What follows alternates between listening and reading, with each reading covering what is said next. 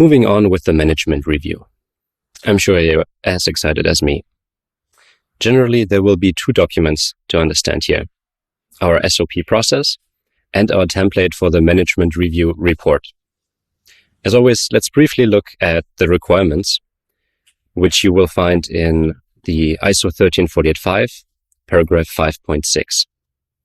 The general idea here is that within regular intervals, spoiler, that's at least once per year, your management will have to review all QMS processes to assess opportunities for improvement and required changes to your QMS, which include your quality policy and your quality objectives.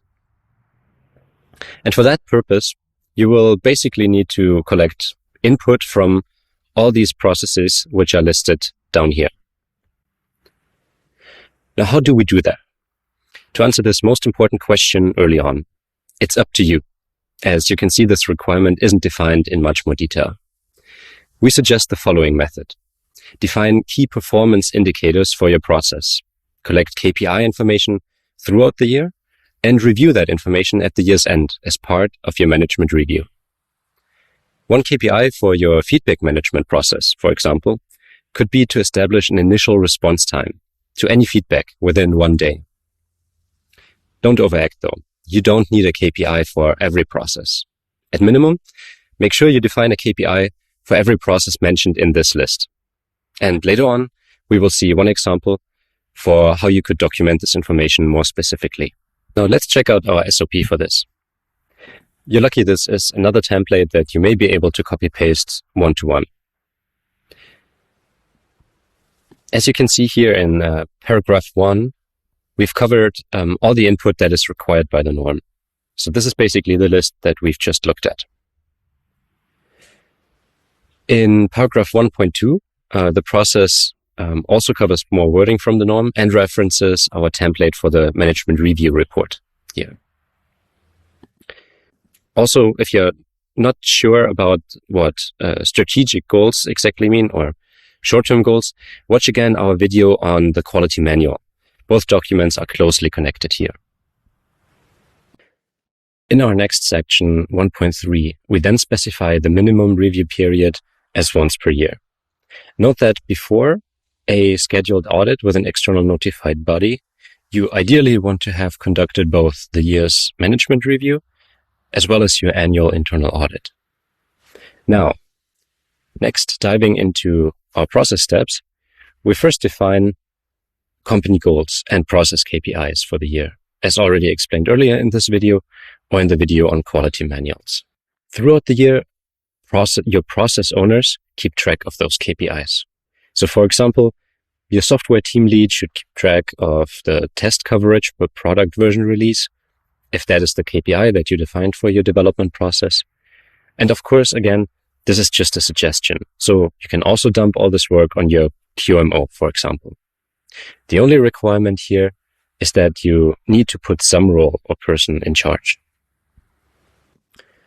And finally, as a last process step, management and QMO together evaluate the KPI results and discuss any measures that should be taken.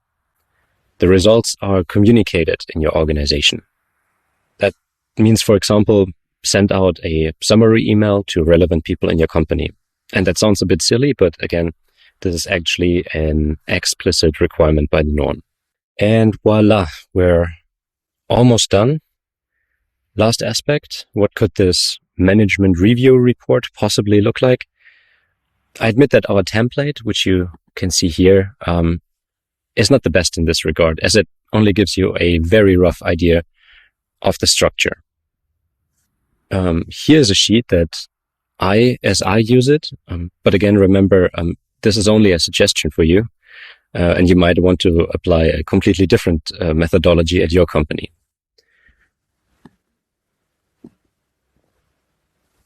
Generally, the idea here in the sheet as I use it is that you use a similar looking tab for each of my QMS processes in this case.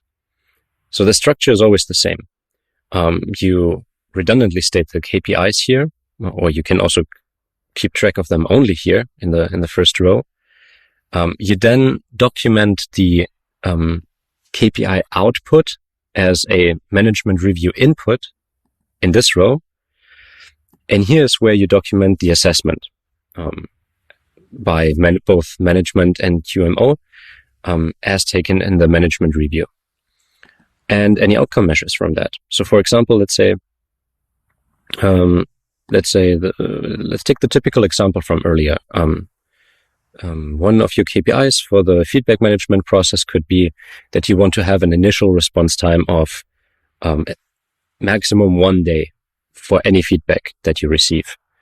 Then you would have a, I guess, average number here, like how quickly your company responded to any incoming feedback. That is noted here. And then here, management would document their assessment of that, if that's good or bad.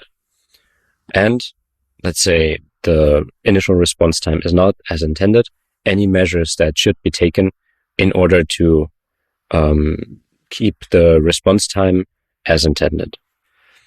Last row here, you may be wondering what does that mean? Evaluation of previous measures. That's obviously from the previous year, how effectively your measures of the previous year have been implemented.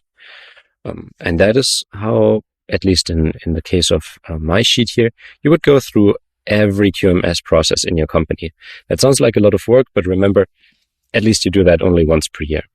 And in the end, you have this overview sheet here, where you also should document a overall assessment of your QMS that also includes an assessment of your quality policy and your quality objectives or quality goals, if they have been reached or not.